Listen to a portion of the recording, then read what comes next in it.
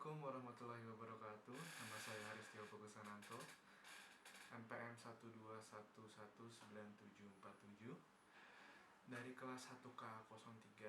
Pada video kali ini saya ingin membahas tentang pencemaran lingkungan yang terjadi pada lingkungan tempat tinggal saya. Pertama-tama, sebelumnya saya ingin mendefinisikan apa itu pencemaran. Pencemaran adalah peristiwa penyebaran bahan kimia dengan kadar tertentu yang dapat merubah kadar keseimbangan pada daur materi dalam lingkungan, baik keadaan struktur maupun fungsinya, sehingga dapat mengganggu kesejahteraan atau kelangsungan hidup makhluk hidup lainnya. Lalu secara teori, pencemaran lingkungan dapat terjadi karena kecepatan hilangnya senyawa tertentu dari lingkungan lebih besar daripada kecepatan masuknya senyawa pengganti, rusaknya atau putusnya alur siklus biokimia, kecepatan masuknya senyawa ke dalam lingkungan lebih besar daripada kecepatan pengambilannya, lalu masuknya senyawa yang tidak terdegradasi ke dalam lingkungan. Dalam pencemaran lingkungan itu tentu saja terdapat daurnya. Pertama-tama itu dia berawal dari sumber pencemarannya, lalu dari sumber pencemaran itu dapat berpindah dan menjadi pencemaran udara, air, tanah, atau daratan. Pencemaran ini dapat berpengaruh pada tumbuhan, hewan, dan manusia. Tetapi individu yang terdampak itu tentu saja juga bisa menjadi sebagai sumber pencemaran itu terjadi. Contohnya yaitu yang akan saya bicarakan pada video kali ini, yaitu pencemaran lingkungan pada lingkungan tempat tinggal saya. Menurut saya, pencemaran lingkungan yang masih sangat marak terlihat pada lingkungan tempat tinggal saya, yaitu pencemaran air dan pencemaran udara. Semua pencemaran ini sumbernya berbeda-beda.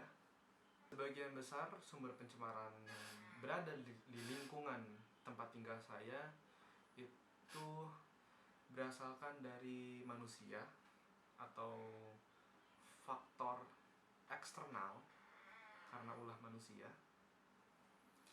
dan hanya sedikit yang karena faktor internal atau secara alamiah. Di tempat tinggal saya terdapat Kali Ciliwung yang melewati perumahan saya. Sejauh ini pencemaran air pada Kali Ciliwung itu sebagian besar masih pencemaran sampah atau akibat ulah manusia yang membuang sampah tanpa memikirkan akibatnya, sehingga banyak sampah-sampah yang terhanyut dalam sungai. Pencemaran ini bisa sangat berdampak besar, terutama saat musim hujan.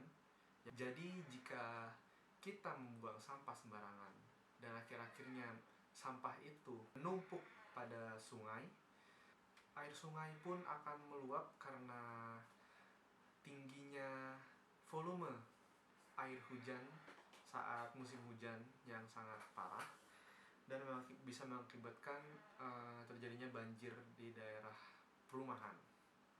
Hal ini bisa ditanggulangi, meningkatkan kesadaran masyarakat di sekitar perumahan untuk tidak membuang sampah sembarangan, terutama di dekat sungai. Salah satu cara lainnya yaitu dengan cara adanya kegiatan pembersihan sungai Ciliwung. Adanya tindakan ini dapat mengurangi dampak dari pencemaran sampah pada sungai Kali Ciliwung ini.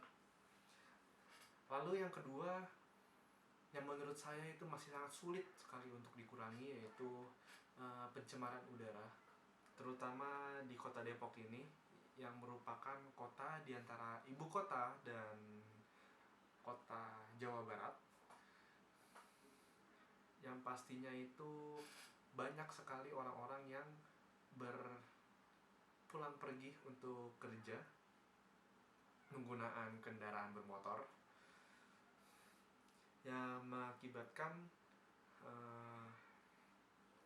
pencemaran karbon monoksida atau dari gas pembakaran mesin pada kendaraan bermotor, yang ini tuh sebenarnya sangat berbahaya bagi kesehatan manusia dan lingkungannya. Pencemaran udara ini dapat ditanggulangi dengan menguranginya penggunaan kendaraan bermotor dan tanam lebih banyak pohon lagi di sekitar lingkungan. Dengan adanya penanaman pohon, itu dapat mengurangi gas karbon monoksida. Selain itu, sumber polusi udara tentunya bukan hanya saja diakibatkan oleh kendaraan bermotor, tapi tentu saja ada juga yang beberapa masyarakat yang masih membakar sampah, yang akhirnya dapat menyebabkan polusi udara.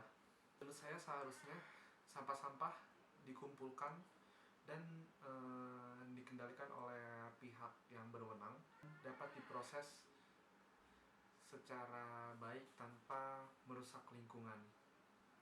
Sekian penjelasan dari saya, kurang lebih mohon maaf. Jika ada yang ingin berkomentar ataupun berdiskusi, saya persilahkan di kolom komentar di bawah.